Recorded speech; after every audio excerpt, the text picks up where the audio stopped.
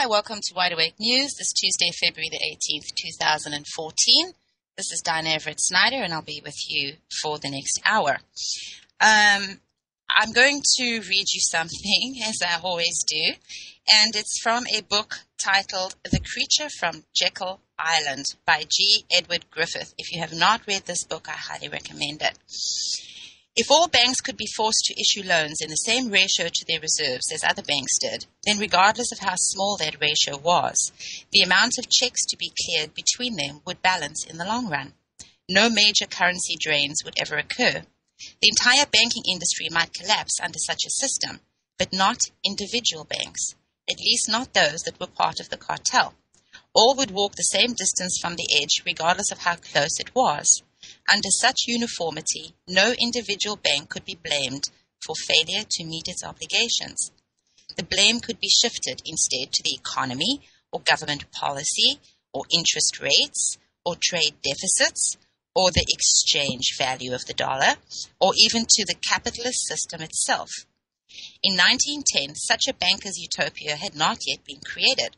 If the downtown bank began to lend at a greater ratio to its reserves than its competitors, the amount of checks which would come back to it for payment also would be greater.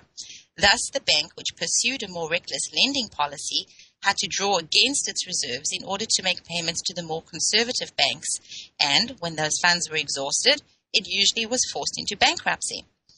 Now, historian John Klein tells us this: the financial panics of 1873, 1884, 1893, and 1907 were in large part an outgrowth of reserve pyramiding and excessive deposit creation by reserve city banks. The panics were triggered by the currency drains, you see, that took place in periods of relative prosperity when banks were loaned up. In other words, the panics and the resulting bank failures were caused not by negative factors in the economy, but by the currency drains on the banks, which were loaned up to the point where they had practically no reserves at all. The banks didn't fail because the system was weak. The system failed because the banks were weak.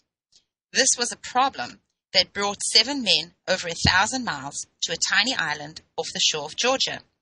Each was a potentially fierce competitor, but uppermost in their minds at that time were the so-called panics and the very real 1,748 failures of the preceding 2 decades. Somehow, they had to join forces. All right, I'm going to read you something else from this book called The Creature from Jekyll Island. The basic plan for the Federal Reserve System was drafted at this meeting held in November 1910 at the private resort of J.P. Morgan on Jekyll Island off the coast of Georgia. Those who attended represented the great financial institutions of Wall Street and, indirectly, Europe as well. The reason for secrecy was simple. Had it been known that rival factions of the banking community had joined together, the public would have been alerted to the possibility that the bankers were plotting an agreement in restraint of trade, which, of course, is exactly what they were doing. What emerged was a cartel agreement with 5 objectives: stop the growing competition from the nation's newer banks, obtain a franchise to create money out of nothing for the purpose of lending, get control of the reserves of all banks so that the more reckless ones would not be exposed to currency drains and bank runs, get the taxpayer to pick up the cartel's inevitable losses, and convince Congress that the purpose was to protect the public. It was realized that the bankers would have to become partners with the politicians and that the structure of the cartel would have to be a central bank. The record shows that the Fed has failed to achieve its stated objectives. That is because those were never its true goals. As a banking cartel, and in terms of those 5 objectives, it has been an unqualified success. You see, it goes like this. Knowledge of the nature of money is essential to an understanding of the Federal Reserve, because contrary to common belief, the topic is neither mysterious nor complicated. For the purpose of studying this, money is defined as anything which is accepted as a medium of exchange. Building on that, you'll find that there are 4 kinds of money. There's commodities, receipt, fiat, and fractional. Precious metals were the first commodity money to appear in history, and ever since they've been proven by actual experience to be the only reliable base for an honest monetary system. Gold, as the basis of money, can take several forms. We know them: bullion, coins, and fully backed paper receipts. Let me say that again: fully backed paper receipts. Man has been plagued throughout history with the false theory that the quantity of money is important, specifically that more money is better than less. This has led to perpetual manipulation and expansion of the money supply. Did you guys hear that? Perpetual manipulation and expansion of the money supply through such practices as coin clipping, debasement of the coin contact, and in later centuries, the issuance of more paper receipts than there was gold to back them. In every single case, these practices have led to economic and political disaster. In those rare instances where man has refrained from manipulating the money supply and has allowed it to be determined by free market production of the gold supply, the result has been prosperity and tranquility. Now, I talk about this a lot, this paradigm of prosperity and scarcity. It's crucial, to where we're heading currently. I don't know how many of you actually watch the mainstream media, but it is good for picking up the odd tidbit. And one of those tidbits, of course, is the 8 bankers that have died under, if you're wearing your tinfoil hat, mysterious circumstances. And if you're part of mainstream, well, they simply committed suicide. So I, again, don't know how many people look at the stock markets and stock charts, but it's very interesting if you go back to the year prior to 2008 and you look at the flow of the charts from 2007 through the crash of 2008 all the way up to right now, today. And what you see, if you look at that, is that originally, when in 2008, at the crash moment, we had 17% of the American civilian population own stock on the U.S. stock market.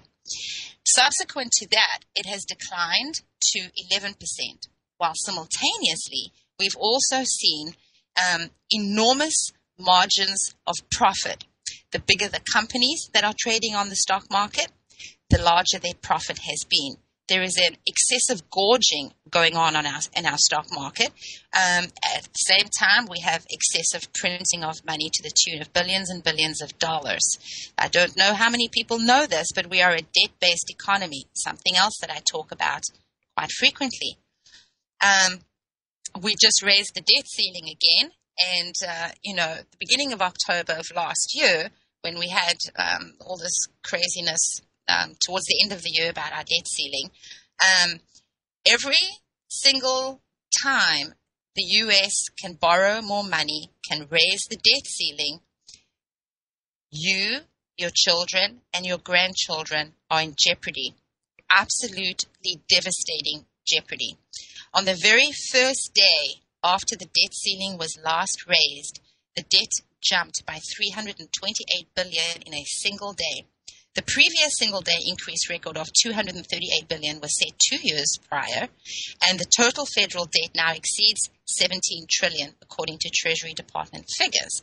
Of course, there are mathematical formulas that dictate all sorts of things, and just so that you know, these mathematical formulas are hypothesized on things that have already been created. The evidence is already there. So it's not hard. It's not a difficult thing to understand. And it's the premise for the rest of this show, which I'm going to show you exactly how these things will affect you, do affect you, have affected you, and are going to continue to affect you in the most devastating of ways. And on that premise, there is something else that I want to read you naturally. And it's this, and you've all heard various forms of this. First, they came for the socialists, and I did not speak out because I was not a socialist. Then they came for the trade unionists, and I did not speak out because I was not a trade unionist. Then they came for the Jews, and I did not speak out because I was not a Jew. Then they came for me, and there was no one left to speak for me. This is a famous statement and quite a provocative poem which has been attributed to Pastor Martin Niemöller about the cowardice of German intellectuals following the Nazis' rise to power and the subsequent purging of their chosen targets, group after group. Of course, there's some disagreement over the exact wording of the quotation and when it was created.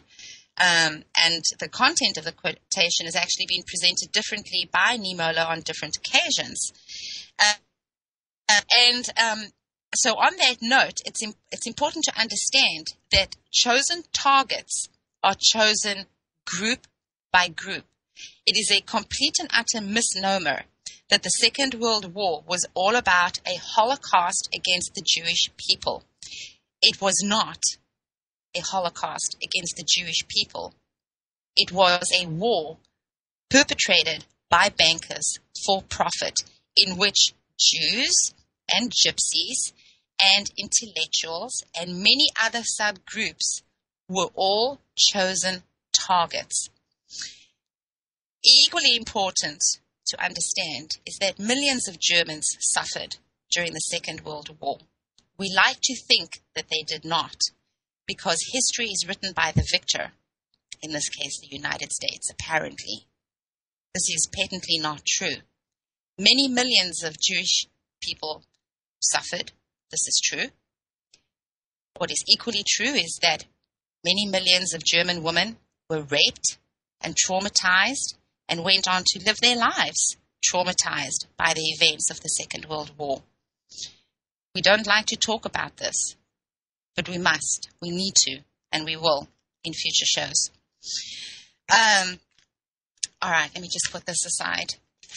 Recently, a think tank, one of the think tanks put out a paper which I mentioned in another show, and it generated quite a lot of emails. And so I'm going to read you one small piece from Harlan Ullman, who was the principal author of the Shock and Awe Doctrine and is now chairman of the Killowen Group, which advises government leaders as part of a big organization, bought and paid for by the government to advise them. And by the way, not all think tanks are like that. So here we go. Let me read. Without an extraordinary crisis, little is likely to be done to reverse or limit the damage imposed by failed or failing governance.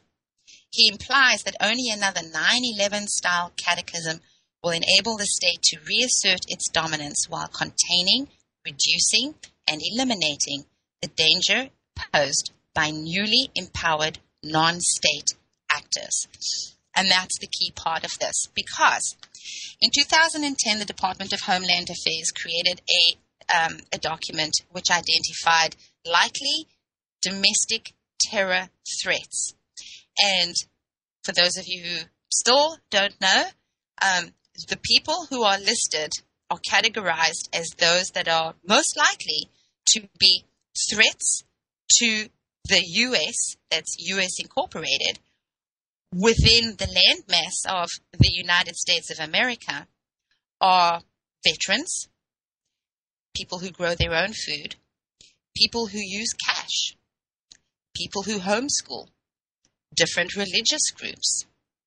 And here's one that you may not have thought about: middle-aged white men. And this is going to be the premise for the rest of our show. On that note, we have a guest, and his name is Ken Martin from Ohio. Ken, are you there? Yes, hello. Hi, how are you? Welcome. I'm doing fine. How are you? I'm very well, thank you. So, did you heard the beginning premise of my introduction of you, and yes. So I've left it open because, of course, there are many other groups that have been targeted by the government. I would add to middle-aged white men, our autistic community, our elderly community as a broad blanket community, subgroup within our community. The only people that are absolutely protected today in this economy in terms of jobs and in terms of government handouts are female minority groups. That's the top category. Below that is minority groups. Somewhere in there is drug addicts and alcoholics. Ken, please, if you would, introduce yourself and let's get this boat rolling, this story on the road. Okay, I'm Ken Martin. I'm 56 years old. I had a good job. Unfortunately, when the economy collapsed, the company that I worked for lost their contracts, and I inevitably ended up getting laid off. In the process of looking for another job, I sent out hundreds and thousands of resumes to different states. I sent resumes to New Jersey, Maryland, Pennsylvania, Michigan, Massachusetts, New Hampshire, Texas, Louisiana, Ohio, California, and I forget where else. I got no phone calls, and this went on for about a year. At the end of a year, my unemployment ran out, and I got a phone call, and it was for a job that I would consider not very desirable, but I would take it because I was in an emergency situation. They asked me the usual questions, and they asked me how much I was making at my previous job, the job that I got laid off from. And I told them I was making $40,000 a year. I told them what I did there, and they said thank you and hung up the phone and never called me back. In the meantime, my unemployment ran out, so I started living off of what was supposed to be my retirement savings. Mm-hmm. So I'm, looking for a job, living off my retirement savings. And as fate would have it, on September 7th, 2011, I was admitted into the hospital when I found out I had cancer, and the cancer threw me into renal failure, and I was in the hospital for 3 weeks, recovering from the renal failure. According to what my doctors told me, and according to my already present medical condition, I applied for Social Security disability. It took about a year and 3/4 to get my hearing, and my hearing finally came up. And in the hearing, my lawyer asked the judge, if the judge had received my medical records, and the judge said, yes, I received the claimant's medical records, and I reviewed them, and I agree that the claimant is disabled. So I thought, oh, thank God, this isn't going to be the horrendous nightmare that people are telling me it is. So we proceeded with the hearing. At the end of the hearing, the judge turned to the disability doctor in the hearing and asked the disability doctor, do you agree that the claimant is disabled? And the disability doctor said, no, the claimant is not disabled. He can do housework. And the judge turned to me and my lawyer and said, the claimant is not disabled. I will send you my decision in the mail within 15 days. And when I got the decision in the mail, the judge said that I lied in the hearing and that I was not disabled. So now I am living on $189 a month in food stamps and $115 a month in state of Ohio disability financial aid. And I'm living in a subsidized apartment complex for people with disabilities. So that's where I stand right now. Right. And, of course, as you and I have talked about before, while this is your story, it is indicative of hundreds and millions of stories, hundreds of thousands and millions of stories around the United States, which is not to detract from your story, and which is to illustrate a rather cruel irony that the United States of America perceives itself as the global power, not a global power, but the global power, and seeks to police the world, seeks to monitor atrocities around the world, while at home, millions of people who have paid into various programs and been upstanding citizens have been pulled down along with this unfolding banking, economic, paper asset forfeiture crisis through no fault of their own, obviously, since we know that all of these are engineered and manufactured by the banks with the politicians for their own nefarious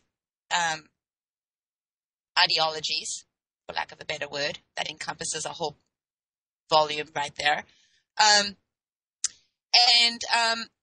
We open the papers daily. We put on the news daily to hear about how our country, in our name, is bombing other countries and killing other people to bring world peace.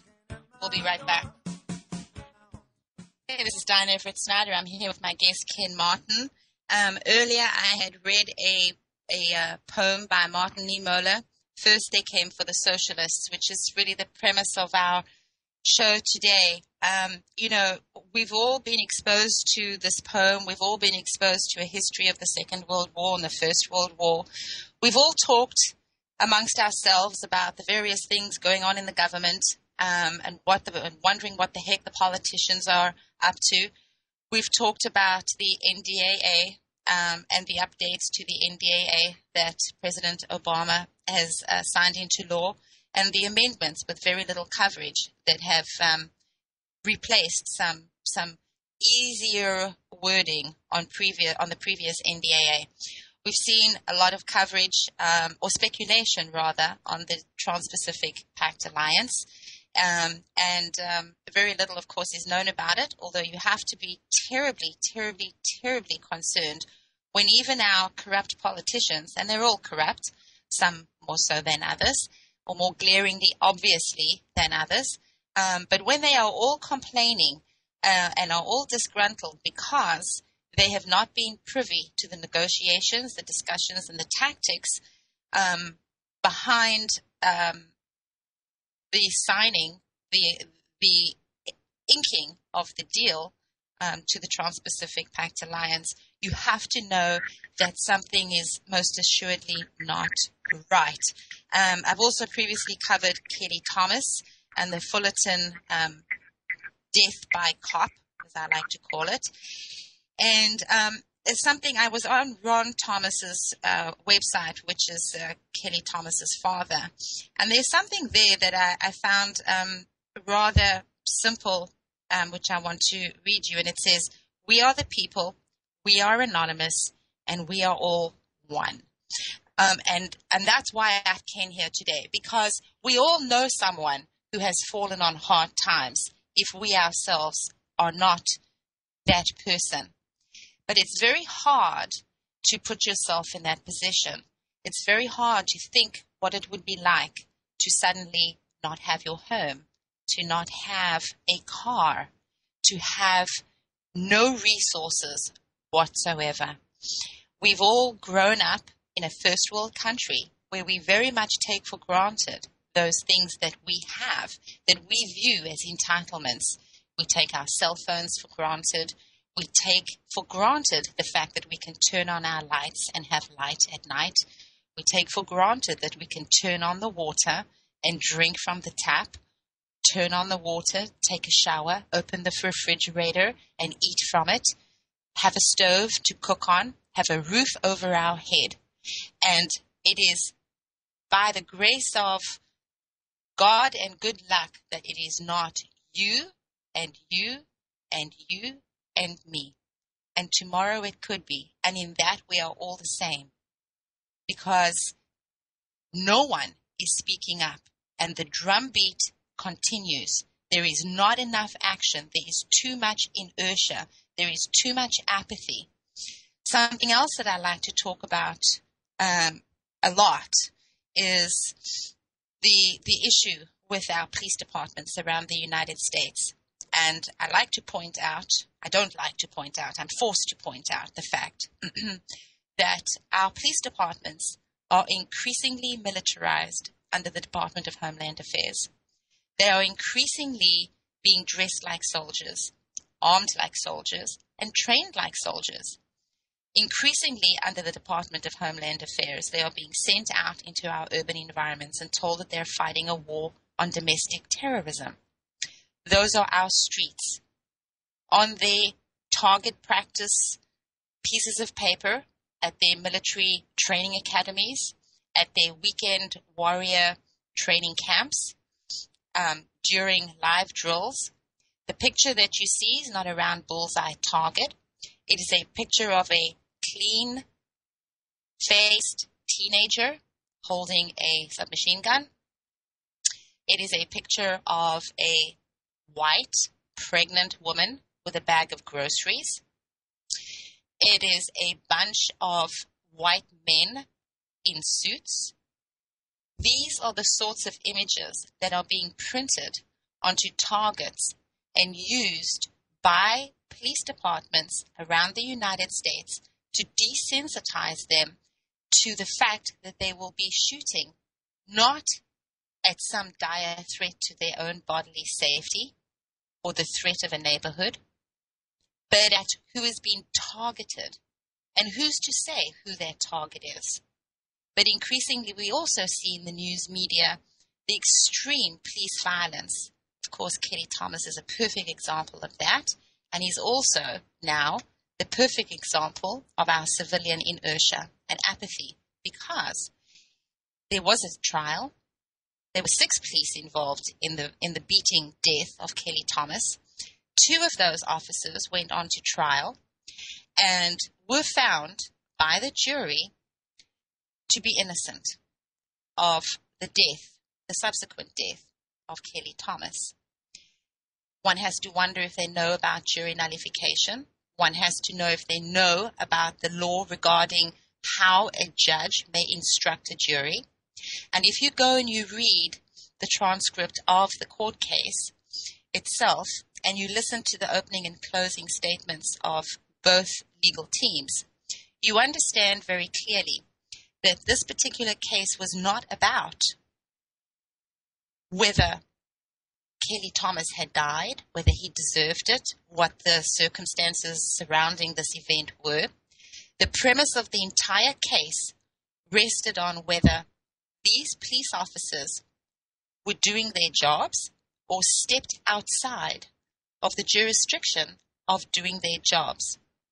And so by setting these men free, a legal premise has been enacted that will be used in future cases of extreme police violence against the civilian population. And if you are listening to this show, you are the civilian population.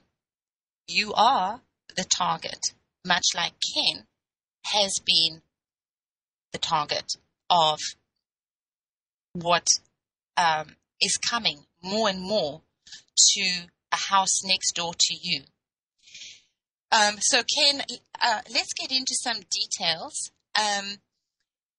Tell me, again, how much money it is that you're getting every month. I'm getting $115 a month on the State of Ohio Disability Financial Assistance Program, and I get $189 a month on food stamps, and I'm also on Medicaid. Okay. And so you're in a subsidized housing now. Now, when I met you a couple years ago, you, of course, were living with some friends, and it was extremely stressful because they, too, were struggling somewhat.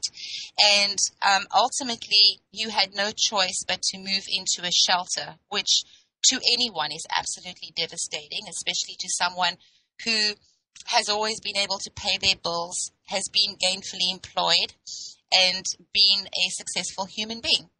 So Correct.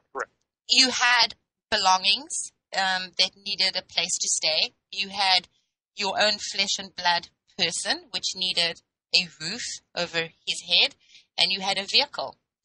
Now, I know that you had to sell a whole lot of stuff and ended up giving away a whole lot of stuff, and then you moved into the shelter. Now, how long were you at the shelter? I was at the shelter for 10 months. Okay. And tell us a little bit about that experience, if you would. Oh. I know it's loaded. Let's just say it's not something that you want to do. It was a learning experience for me because I was not fully aware of the kind of people that live in shelters. Everything that I had heard on NPR and other radio stations was saying that the rate of homelessness among people my age was increasing because of the collapse of the economy and sending jobs overseas and people losing their jobs. Okay, When hold I that got thought. to the- Hold that thought. We're going to have to throw the ads in and we'll be right back. I'm sorry. All right, Ken, let's go back one sentence so that we can keep ourselves focused here. You had Right. said that you had been told that homelessness in the middle-aged population was increasing, and you thought. Yes. Yes, and I thought that at the homeless shelter, that's what type of person would be there. When I got there, I found out that there's a lot of people in homeless shelters who have serious psychiatric problems. It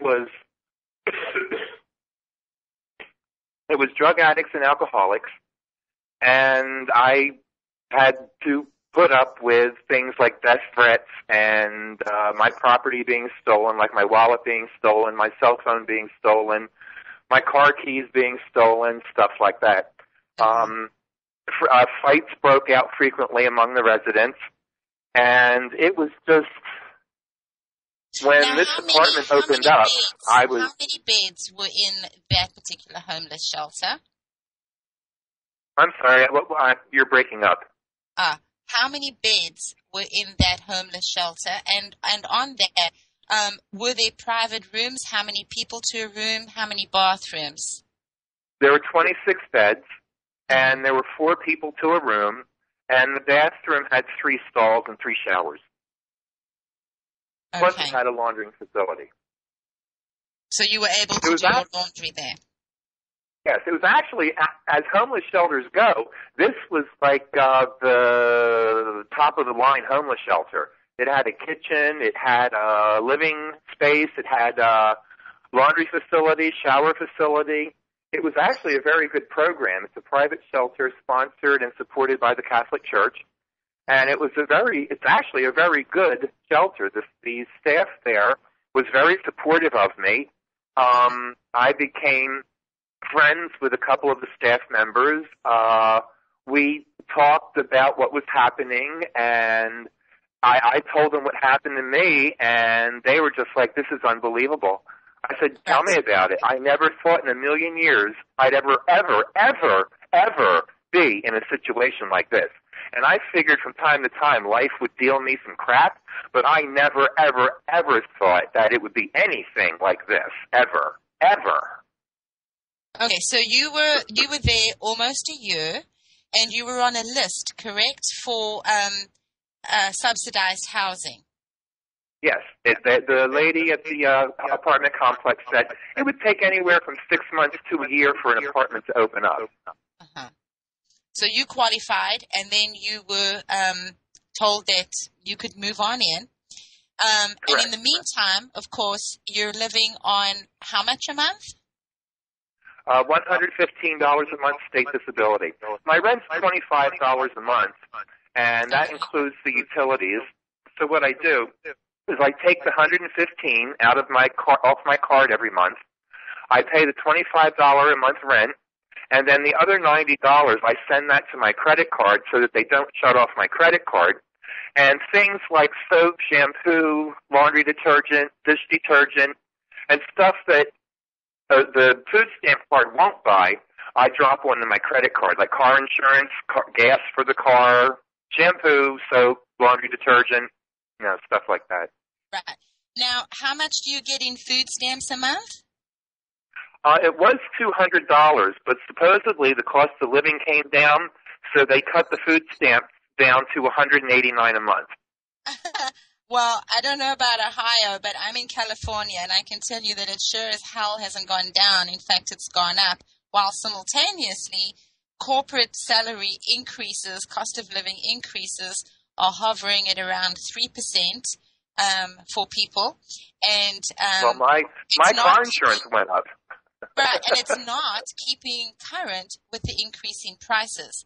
So, and corporations don't care, because if an employee complains, they're let go. I've spoken to far too many people, both in the corporate industry, who manage and micromanage this philosophy, as well as having spoken to too many people on the receiving end of this corporate philosophy to believe otherwise.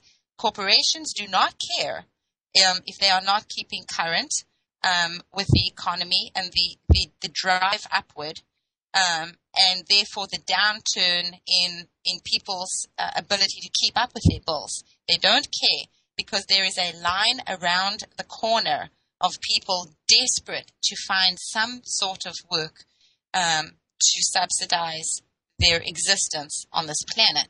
So the idea that $189 can feed a person adequately for 30 days, or for this month, 28 days, doesn't matter, is ludicrous. It's absolutely ridiculous. So you pay $25 in rent, and you send $90 to your credit card so that you can drive your car, so that you can keep current on your car insurance, so that you can use your credit card to subsidize what the food stamps do not cover. Things like toilet paper, shampoo, what else? Yes, all that. Yeah, toilet paper, shampoo, soap, laundry detergent, dish detergent, because I don't want to live like a pig. Right. I mean, one has to, in order to stay healthy. I'm trying to maintain as much civility as I can here, so, well, $115 a month doesn't do much. Right, and so this is the whole thing, and this is important to talk about because, we talk about the numbers, but the numbers don't mean much unless you can relate them to tangible things. And so we can talk about, the banks, and we can talk about the economy, and we can talk about the stock market, and we can talk about our politicians and the fact that it doesn't matter who you are, you can never reach a damn one of them while they're busy drawing their salary and living their fantasy lifestyles at our expense. You are unable to get a hold of them. And we'll cover that in a second. And so we can talk about all of those things in a very esoteric manner. But the reason I keep going over these numbers with you is because I really want people, regardless of how much you currently earn, regardless of whether you're earning, because $40,000 is the median middle-class salary across the United States. Yes, it differs for various states. Cost of living differs for various states. This is true. But the median middle-class income for the United States is $40,000. And, of course, we have this thing that we've been inculcated with called the American dream, where everyone supposedly is entitled to a home and a white picket fence and a cell phone and an SUV and all that other stuff and all the toys. Now, if you understand that at any moment in time, you could be, and in fact, most likely are, on one of those target group lists, so clearly defined by our Department of Homeland Affairs, put yourself in the position of thinking about how you would live for a month on $115, disability, mind you, and $189 in food stamps, and exactly how much you would be able to afford that you have now. Imagine losing your home that you have put sweat equity into, that houses your belongings and keeps your children out of the inclement weather, and is the proverbial home that you stick your key into when you come home at the end of a working day. How would you cope on $189 in food stamps? So, Ken, you pay $90 a month on your credit card so that you can keep using your credit card. Now, yes. Then what? What happens when $90 is not enough to pay on your credit card? What happens then? Well, I'm in trouble. I mean, I'll have to sell my car to pay the credit card balance off so that I can keep using the credit card. And in the meantime, hope that the appeals committee reviews my case and, looks at my medical records and says, you know what, this guy is disabled. The judge was right the first time around. His medical records clearly state that he has physical limitations and impedances, and he is disabled. Let's give him his disability. That's what I'm hoping for. I'm hoping that happens before more disaster sets in, because there is no public transportation here. If I have to sell my car, I am literally, and I mean literally, stranded. Okay, and I mean literally stranded. Not to mention, Ken, that they've also told you that the appeal could take up to 3 years. In all likelihood, it may not, but it could take 3 years. Now, behind you, because you've been in this situation for some years now, but behind you comes the people who lost their unemployment benefits in December, right around Christmas time and New Year. So behind you, down the road and around the corner and encompassing the entire perimeter of the United States is the rest of the people who are becoming you. So in all likelihood, the courts are going to be stopped up and backed up, and everything is going to grind slower. The red tape is going to unfurl at a much slower rate. So what happens when you have to sell your car? You no longer have a vehicle, and it still hasn't been reviewed by the review board. And I want to point out that Ken qualifies on all, is it 5 or 7 points? It's 7 points that you have to meet, and I meet all 7 of the points. My age, my physical limitations, my medical condition, my current income status, and I forget what the other points are, but I meet all 7 points. Okay, so when you and I had spoken last, that was an important distinction, and it remains, of course, a critical distinction to make, is that we have a system set up, and when people meet all the criteria on the system that is set up and are then denied in the court system, that is not so much a broken system as a broken court system. Because if you qualify for 7 out of 7 of the qualifiers, there is absolutely no reason for a judge to deny it. Please think about this coming week. We are marching to a drum. This is D.E.Snyder. I'll see you next week. Bye-bye.